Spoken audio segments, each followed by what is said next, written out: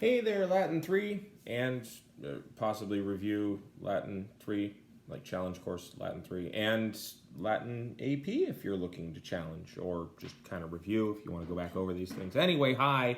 We're going to do the dative, the genitive. Yes, we're going to do the genitive now.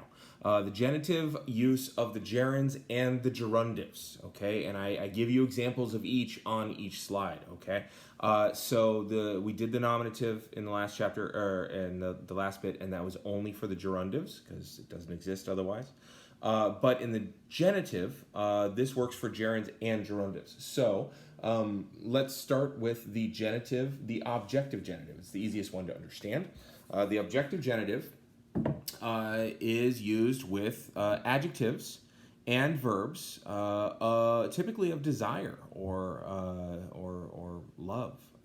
Okay, it becomes the object of their desire. That's the easiest example I can give you. So let's see. Lupa cupida erat pueros lambendi. The she-wolf was desirous of licking boys. Now, what's important here is to note that lambendi is a gerund. Okay, it is a gerund because it's not modifying anything. It is the noun that she is desirous of. That is the thing. So she is desirous of licking, and then that licking will take a direct object, which is the boys, right? So she comes up, starts licking the boys, and now they have a cool new hairdo. Okay, so she was fond of or desirous of licking the boys.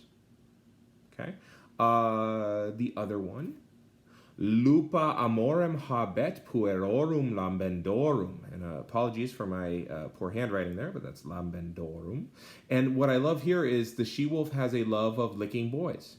Now, I've color-coded it so you can actually see the difference here. But these are different. Now, the words are the same, but take a look at what's happening grammatically. Okay, in the first one, what is the thing that she's desirous of? She's desirous of the noun that is licking. Like, I like shooting. Arrows, I guess. I don't know why I came up with that. Or I like eating. That's probably more true. So that is the noun that I like. That is the object of my desire, right? So she likes licking, right? And then, oh yeah, it's she likes licking the boys. But the other one is she has a love of boys. What kind of boys? Well, the boys that are the kind that lick. She has a love of licking boys. In English, we kind of can get around it with tone, but ultimately, she has a love of licking boys. What kind of boys? Licking boys. Why? Because she's nursing them. So she has a love of the boys who are licking. Not any other boys, just the ones whom she's nursing, right? So she has a love of licking boys, whereas in the first one, she has a love of licking boys. So tone, you can tell the difference, but grammatically, it's actually a really important difference to strike here, okay? The first one, she has a love of the noun that is licking, and below, she has a love of the noun that are the boys, and that's an objective genitive still. And my dog is barking for reasons I don't know. She has a love of the boys, and what kind of boys? The kinds who lick. So that is an adjective. It's a adjectival use of the gerundive. So it's a gerundive, okay? These are different. So that is the objective genitive.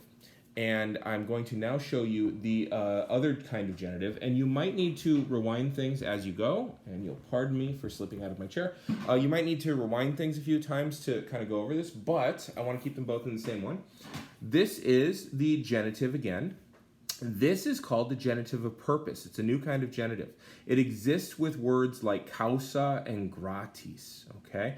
Causā is technically an ablative. It's for the sake of, or for the cause. So it's an ablative of means. And gratis is technically I think that's a genitive, to be honest, for the sake of something, okay? But either way, they will both take a genitive of purpose. So, lupa tiberum transivuit causā pueros alendi. The she-wolf crossed the Tiber to feed the boys. Now, we could go bad English for just a second. The she-wolf crossed the Tiber for the sake of, and that gets you to the genitive. Do you see how that works?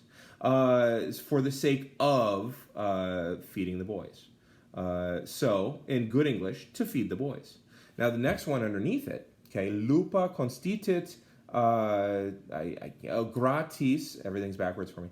Lupa constitit gratis ululati emittendi. Okay, so the she-wolf stood up to let out a howl. In bad English, the she-wolf stood up for the sake of howling, or for the sake of emitting howling. Okay, what kind of howling? The howling that is emitted.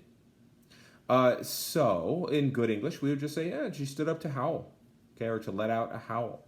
So again, you have on the top, you've got a gerund, and on the bottom, you've got a gerundive, but it's essentially translating the same exact way. She stood up for the purpose of doing this thing. She crossed the Tiber for the purpose of doing this thing. So that is how gerund and gerundive, the genitive works in terms of that. So there's two uses. There's objective genitive, which is almost always used with verbs and adjectives of desire or loving or liking or hating, quite honestly, because desire, just the flip side of that coin. Or there's purpose, okay? And you'll typically see keywords like causā or gratis, all right?